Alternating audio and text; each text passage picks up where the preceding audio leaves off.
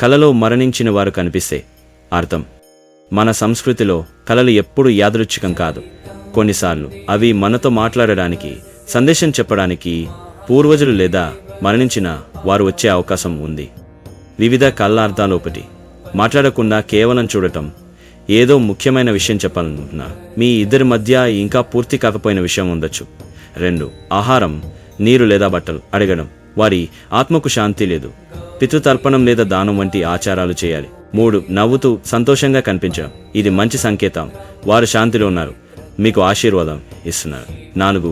ఏడవడం, కోపంగా ఉండడం లేదా బాధపడడం. ఏదో తప్పు జరుగుతోందని హెచ్చరిక. పూర్తికాని పనులు లేదా బాధలు ఉండొచ్చు.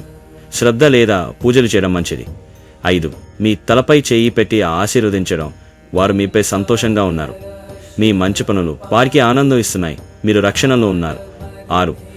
వెళ్ళిపోదాం అని పిలవడం లేదా ఎక్కడికో తీసుకెళ్లడం. ఇది మంచిది కాదు, రక్షణ పూజలు చేయాలి, ఆధ్యాత్మిక పరిజ్ఞానం ఉన్నవారిని సంప్రదించాలి. ఎప్పుడు ఈ కళలు ప్రత్యేకంగా పరిగణించాలి: బ్రహ్మ ముహూర్తం, ఉషోదయం ముందున్న సమయం, అమావాస్య రాత్రి. వారు ఎందుకు వస్తారు? సహాయం కోరడానికి, ప్రేమ, ఆశీర్వాదం ఇవ్వడానికి, రక్షించడానికి లేదా హెచ్చరించడానికి. ఈ విధమైన ఆసక్తికరమైన కథలకు సబ్స్క్రైబ్ చేయడం మర్చిపోకండి.